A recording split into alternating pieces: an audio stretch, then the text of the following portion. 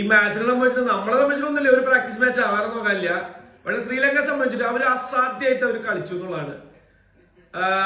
Last ball okay 3 റണ്ണാ. ഇത് super over ആവോ അതോ കളി ജയിക്കോ കളി തോൽക്കോ എന്നുള്ളത് ഇപ്പൊ പറയാട്ടാ, വേറെ നോക്കാനില്ല.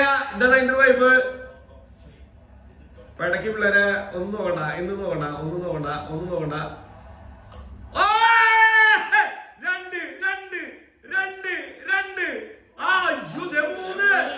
ഭയങ്കരടാ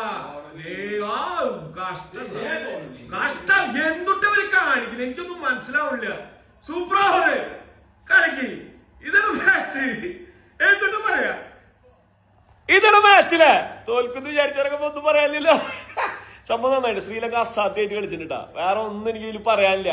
ഒരു നെഗറ്റീവും പറയാനില്ല. ശ്രീലങ്ക അസാധ്യമായിട്ട് കളിച്ചിട്ടുണ്ട്. Well played Sri Lanka, well played India. ഇനി അടുത്തത്